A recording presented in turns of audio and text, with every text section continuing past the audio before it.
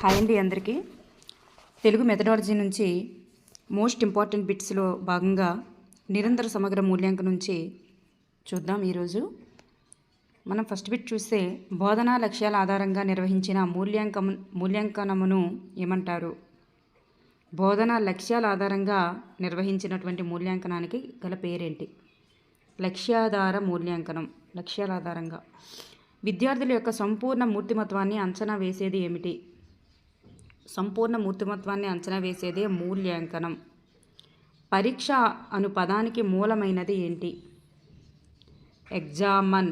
ఎగ్జామన్ అనేటటువంటి పదం ఎగ్జామన్. క్రింది వానిలో ప్రాచీన కాల పరీక్షా విధానం ఏమిటి? మౌఖిక పరీక్ష. ప్రాచీన కాల పరీక్షా విధానం మౌఖిక పరీక్ష. లక్ష్యాధార బోధనలో అమలులోనికి వచ్చినటువంటి పరీక్షా విధానం ఏమిటి? నూతన మూల్యాంకనం. నూతన మూల్యాంకనం. విద్యార్జన నికషలు అనగా యూనిట్ పరీక్షలు. యూనిట్ పరీక్షలు. విద్యార్జన నికషలు అనగా యూనిట్ పరీక్షలు. పరిగణనం ఎప్పటి నుండి అమలులోనికి వచ్చింది? పరిగణనం ఎప్పటి నుండి అమలులోనికి వచ్చింది? కృత్యాధార బోధన అమలులోనికి వచ్చినప్పటి నుండి పరిగణనం అనేది అమలులోనికి వచ్చింది. ఒక ఉపాధ్యాయుడు ఒక పాఠం పూర్తి కాగానే లక్ష్యాలు ఎంతవరకు నెరవేరేది తెలుసుకోవడానికి చేపట్టేది ఏమిటి? నిర్మాణాత్మక మూల్యాంకనం. నిర్మాణాత్మక మూల్యాంకనం. ఒక పాఠం పూర్తి కాగానే లక్ష్యాలు ఎంతవరకు నెరవేరేది తెలుసుకోవడానికి ఉపయోగపడేది నిర్మాణాత్మక మూల్యాంకనం. మూల్యాంకనంలోని ఆధునిక విధానం ఏమిటి? లక్ష్యాలు, అభ్యసన అనుభవాలు, లక్ష్యాలు, మూల్యాంకనం. అభ్యసన అనుభవాలు, లక్ష్యాలు, మూల్యాంకనం ఇవన్నీ కూడా ఉంటాయి. విద్యార్థుల యొక్క బోధనకు ప్రాతిపదికలుగా చెప్పబడేవి ఏమిటి? ప్రాతిపదికలుగా చెప్పబడేవి. బోధనకు ప్రాతిపదికలుగా చెప్పబడేవి ఏమిటి? సామర్థ్యాలు. సామర్థ్యాలు. ఒక పరీక్ష దేనిని కొలవడానికి ఉద్దేశించబడిందో దాన్ని సరిగ్గా కొలవడం అనేది సప్రమాణత. సప్రమాణత. నికష వల్ల లభించిన సామూహిక ప్రమాణాల ఆధారంగా విద్యార్థుల ప్రగతిని ఇతర విద్యార్థుల ప్రగతితో పోల్చి చూస్తారు. దీన్ని ఏమంటారు? సూత్రాధారిత నికష అంటారు. సూత్రాధారిత నికష. లక్ష్యాత్మకత యొక్క లక్ష్యాలు ఏమిటి? ఇవన్నీ కూడా మనోవైజ్ఞానిక సూత్రాలపై ఆధారపడి ఉండాలి. సమాధానాలన్నీ ఒకే విధంగా విలువ కట్టబడాలి. ఖచ్చితమైన సర్వజనీన పద్ధతిలోనే అనుసరించాలి. సాంప్రదాయ పద్ధతుల ద్వారా ఈ క్రింది వాటిలో వేటిని నిర్వహిస్తారు? వ్యాసరూప ప్రశ్నలు. సాంప్రదాయ పద్ధతుల ద్వారా నిర్వహిస్తారు. విద్యార్థుల అభ్యసన కృత్యాల ద్వారా సాధించవలసినవి ఏమిటి?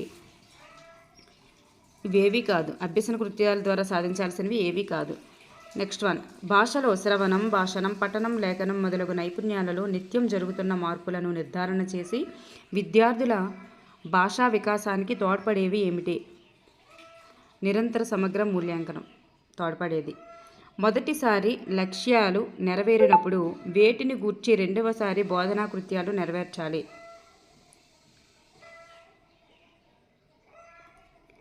బోధనా పద్ధతుల గురించి, విధానాల గురించి, బోధనోపకరణాల గురించి రెండవసారి బోధనా కృత్యాలు అనేవి నెరవేర్చాలి.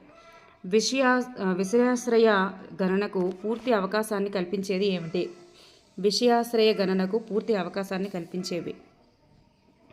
విషయాశ్రయం అంటే లక్ష్యాత్మక ప్రశ్నలు. 3/4 వాక్యాలలో 3 లేదా 4 వాక్యాలలో సమాధానమిచ్చే ప్రశ్నలు ఏమంటారు? లఘుత్తర ప్రశ్నలు. కేవలం పాఠ్యాత్మక సముపార్జనాన్ని మాపనం చేయుటకు తోడ్పడేవి ఏమిటి? పరీక్ష.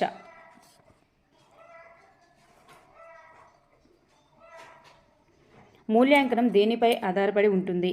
మూల్యాంకనం దేనిపై ఆధారపడి ఉంటుంది? లక్ష్యాలు, ఉపకరణాలు, అభ్యసన అనుభవాలు. వీటన్నింటిపైన ఆధారపడి ఉంటుంది. లక్ష్యాత్మక ప్రశ్నల వల్ల కలిగే ప్రయోజనం ఏమిటి? స్వయం కృషి పెంపొందించుట అనేది లక్ష్యాత్మక ప్రశ్నల వల్ల కలిగే ప్రయోజనం. బోధనకు ఆత్మ వంటిది ఏమిటి? లక్ష్యం. బోధనకు ఆత్మ వంటిది లక్ష్యం. అంతర్గత మూల్య నిర్ధారణ అనేది దీనిపై ఆధారపడును. అంతర్గత మూల్య నిర్ధారణ అనేది మౌఖిక పరీక్షలపై ఆధారపడుతుంది. మూల్యాంకనం దీనికన్నా విస్తృతమైన భావన. మూల్యాంకనం అనేది దేనికంటే విస్తృతమైన భావన? పరీక్షలు, నికషలు, మూల్య నిర్ధారణ వీటన్నిటికంటే మూల్యాంకనం అనేది విస్తృతమైన భావన. ఎంచుకునే రకం ప్రశ్నలు అనేవి వేటిని అంటారు? ఎంచుకునే రకం ప్రశ్నలుగా చెప్పబడేవి ఏమిటి? లక్ష్యాత్మక ప్రశ్నలు. లక్ష్యాత్మక ప్రశ్నలలోని లోపాలు ఏమిటి? లక్ష్యాత్మక ప్రశ్నలలోని లోపాలు. ఇక్కడ సామూహికంగా కాపీ కొట్టే విధానం, అనాలోచితంగా ఏదో ఒకటి గుర్తుపెట్టే అవకాశం ఉంటుంది, ప్రశ్నల నిర్వహణ వ్యయంతో కూడుకున్నది. సో ఇవన్నీ కూడా. మూల్యాంకనం యొక్క లక్షణం ఏమిటి? ఇవన్నీ పరిగణనం, మదింపు, పరీక్ష ఇవన్నీ కూడా మూల్యాంకనం యొక్క లక్షణాలే. స్వల్ప వ్యవధిలో ఎలాంటి సాంప్రదాయాలు పాటించవలసిన అవసరం లేనిది ఏమిటి? నికష. నాన్ డిటెక్షన్ పద్ధతిని మొదటిసారిగా సూచించినది ఎవరు? కొఠారి కమిషన్. టెస్టమ్ అనున్నది ఏ భాషా పదం? టెస్టమ్ అనున్నది ఏ భాషా పదం? లాటిన్ భాషా పదం. ఉపాధ్యాయుడు తాను బోధించిన అంశాలతో తన విద్యార్థుల యొక్క సముపార్జనను తానే అంచనా వేయడం ఏమవుతుంది? అంతర్గత మూల్యాంకనం అవుతుంది. క్రింది వాటిలో నిరంతరం కొనసాగేది ఏమిటి? మూల్యాంకనం. నిరంతరం కొనసాగేది మూల్యాంకనం. నిర్ణీత కాల వ్యవధులలో మూల్యాంకన సాధనాలు ఎన్ని పర్యాయాలు నిర్వహించినా ఒకే విధమైన ఫలితాలు రావడం అనేది విశ్వసనీయత. ఫలితాలు రావడం విశ్వసనీయత. ఒక భాషోపాధ్యాయుడు మూల్యాంకనం ఎప్పుడు నిర్వహించాలి? పాఠం అంతర్భాగంగా నిర్వహించాలి. ఒక భాషోపాధ్యాయుడు మూల్యాంకనం ఎప్పుడు నిర్వహించాలంటే పాఠంలో అంతర్భాగంగా నిర్వహించాలి. మూల్య నిర్ధారణ అంశాలలో పాఠశాల స్థాయిలో ఎలా ఇస్తారు? గ్రేడుల రూపంలో ఇస్తారు. టెస్ట్ అనే పదం దేని నుండి గ్రహించబడింది? టెస్టమ్. మంచి ప్రశ్న కలిగి ఉండాల్సినది ఏమిటి? సప్రమాణత, విశ్వసనీయత, లక్ష్యాత్మకత. ఇవన్నీ కూడా నిర్ణీత పాఠ్య ప్రణాళికను ప్రతిబింబించేలా ఉండడం. పాఠ్య విషయ సప్రమాణత. క్రింది వాటిలో ప్రభుత్వం ప్రవేశపెట్టినటువంటి విధానం ఏమిటి? లక్ష్యాధార బోధన. అంతర్గత మూల్య నిర్ధారణ వల్ల ప్రయోజనాలు ఏమిటి? ఏ దశలో విద్యార్థి అభివృద్ధి కొనసాగవచ్చు? ఏ దశలోనైనా విద్యార్థికి అభివృద్ధి అనేది కొనసాగవచ్చు. బాహ్య పరీక్షల లోపాలు సరిదిద్దవచ్చు. స్వల్ప వ్యవధిలో పూర్తి చేయవచ్చు. సో ఇవన్నీ కూడా అంతర్గత మూల్య నిర్ధారణ వల్ల ప్రయోజనాలు. మూల్యాంకనం దీనికన్నా విస్తృతమైనది. వీటన్నిటికంటే కూడా విస్తృతమైనదే కదా. లక్ష్యాలు సాధించలేదని దేని ద్వారా తెలుసుకోవచ్చు? మూల్యాంకనం ద్వారా. టెస్టమ్ అనగా అర్థమేమిటి? టెస్టమ్ అనగా ఒక విధమైన మూస అనే అర్థం. లక్ష్యాత్మకత యొక్క లక్షణాలు ఏమిటి? ఖచ్చితమైనటువంటి సర్వజనీన పద్ధతిని అనుసరించాలి. ఖచ్చితమైన సర్వజనీన పద్ధతిని అనుసరించాలి.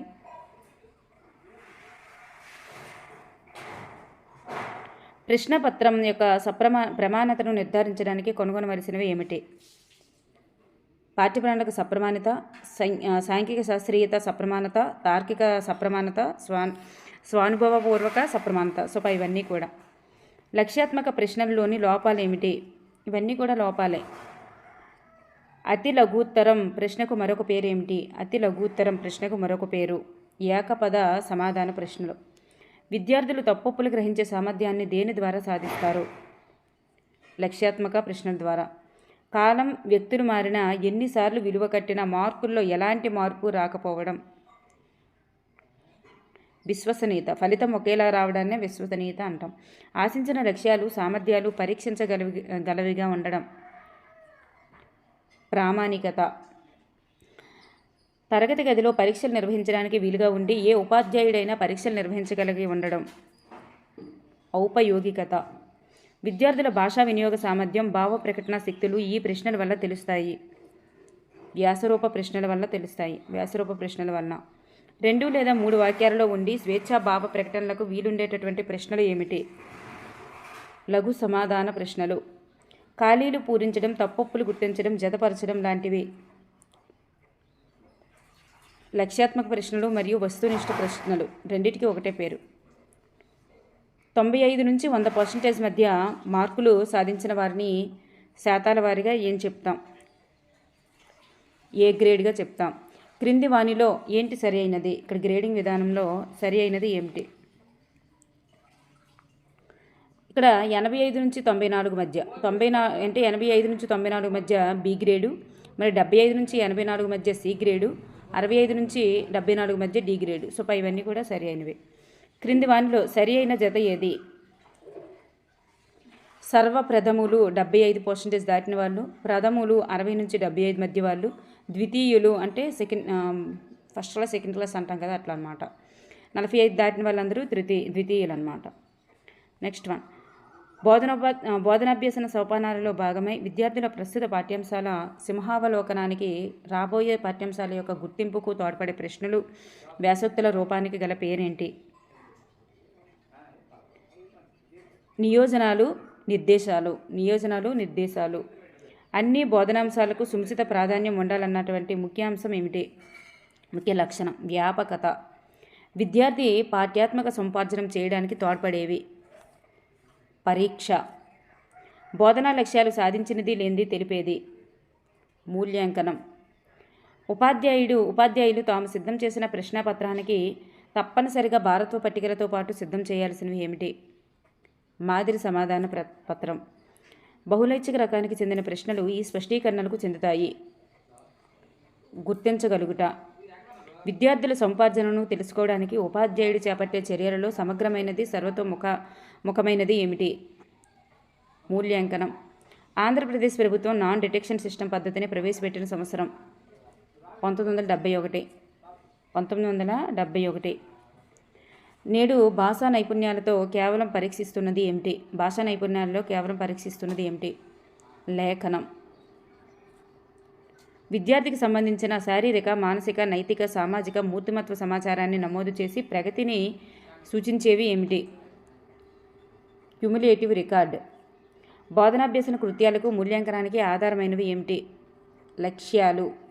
విద్యార్థి యొక్క అలవాట్లను, ప్రవర్తనను, భావ ప్రకటనను దీని ద్వారా మూల్యాంకనం చేయవచ్చు. ఇంటర్వ్యూ ద్వారా. యూనిట్ నెక్సలో నైపుణ్యానికి ఎంత శాతం మార్కులు కేటాయించాలి?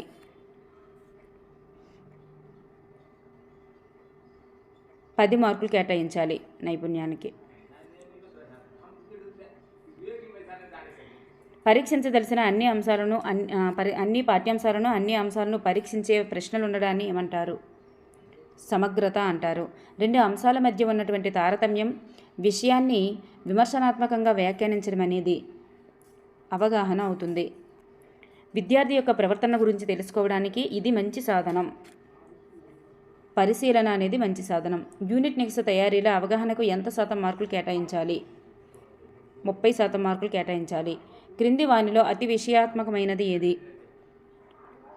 జతపరచుట అనేది అతి విషయాత్మకమైనది. యూనిట్ నెక్స్ట్లో కఠిన స్థాయి ప్రశ్నలకు ఎంత శాతం మార్కులు కేటాయించాలి? 24% మార్కులు కేటాయించాలి. బోధించిన పాఠ్యాంశానికి పరిపుష్టి కల్పించడానికి తోడ్పడేది ఏమిటి? ఇంటి పని. విద్యార్థి ఒక తరగతి పూర్తి చేశాక చేసేది ఏమిటి? సమగ్ర మూల్యాంకనం. Thank you everyone.